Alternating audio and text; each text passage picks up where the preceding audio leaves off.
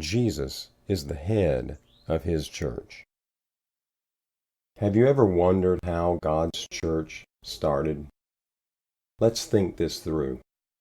Most people agree God's church exists. The Bible says, "The Lord added to the church daily such as should be saved."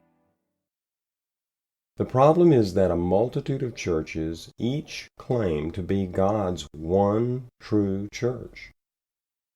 I met a person who claimed to be a member of God's one true church because they had communion every time they gathered. Another claimed the same thing because they spoke in tongues. Obviously, they can't all be telling the truth. So, what is God's true church? God's true church is not a building or a physical structure. The Bible says, "Ye also, as lively stones, are built upon a spiritual house, a holy priesthood, to offer up spiritual sacrifices acceptable to God by Jesus Christ." God's church is the summation of all the people, the living stones who follow Jesus. So, when did God's true church start? God's church started when sentient beings were created. From the beginning, angels followed Jesus. As Satan started tempting them, some followed Satan in sin. That division caused a war in heaven. The Bible says, "And there was war in heaven. Michael and his angels fought against the dragon. And the dragon fought and his angels, and prevailed not, neither was their place found any more in heaven. And the great dragon was cast out, that old serpent, called the devil and Satan, which deceives the whole world.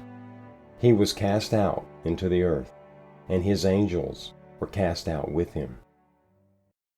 Because Jesus' followers existed from the beginning of creation, God's true one church has existed from the beginning. How did the Roman Catholic Church start? How far back does it go? Even the Roman Catholic Church itself doesn't claim it existed before the 1st century. How could the papacy exist before Peter? So, before the 1st century, the Roman Catholic Church did not exist. Before the 1st century, a Roman Catholic Pope did not exist. In truth, the Roman Catholic Church is very old, but when did it formally organize? When was the first Pope formally installed? Because of the word Roman in its name, the Roman Catholic Church couldn't be older than its Roman heritage. It can't be older than Rome. In 312 AD, Constantine had a vision and saw a Chi-Rho symbol in the sky. He interpreted that vision to be a Christian vision. From that time, Constantine favored Christianity. As Roman emperor, Constantine endorsed Christianity. Constantine's formal state endorsement of Christianity initiated a Roman and Christian merger. Before that time, Roman emperors were killing Christians. Remember how Nero set Christians on fire just for sport. Clearly, the Christian church existed before Constantine's vision. As stated, God's church has existed from the beginning of creation.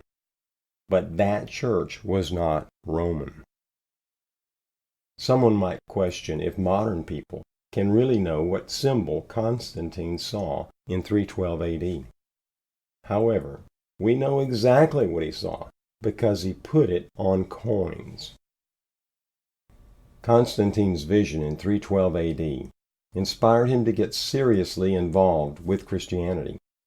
His involvement created a new church dynamic which was driven by his powerful influence. Constantine's involvement created the seed for a new church which amalgamated Roman traditions and Christian values.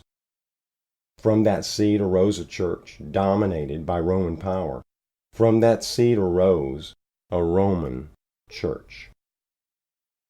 Before Constantine, Christianity was a crime punishable by death.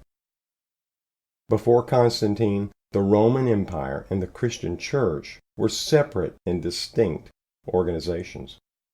Before Constantine, the Roman government was trying to exterminate Christianity, and it executed Peter.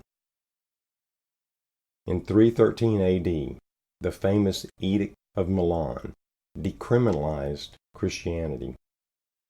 Before that edict, the Roman Catholic Church could not have existed.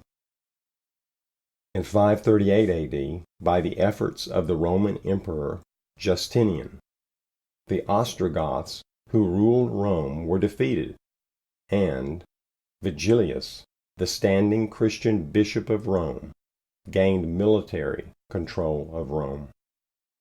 In 538 AD, Vigilius was formally installed as pope by military might under the authority of the Roman emperor. Empowered in 538 AD, the papacy formally began its reign as a religious, political, and military entity in Rome.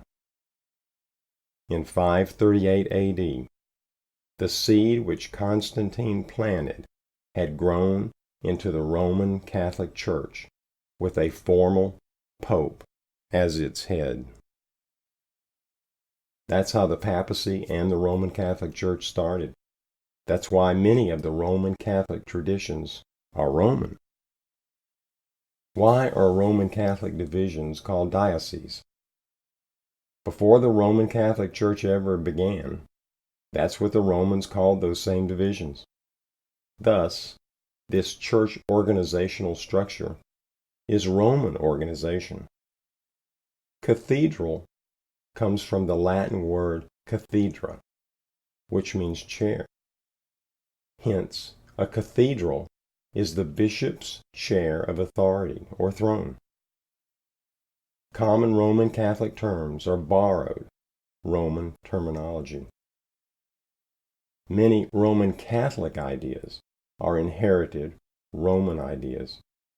Many of the Roman Catholic traditions, including the use of Latin, had Roman origins. This result is exactly what would be expected, since the Roman Catholic Church directly emerged from the declining Roman Empire. Are you a member of God's church?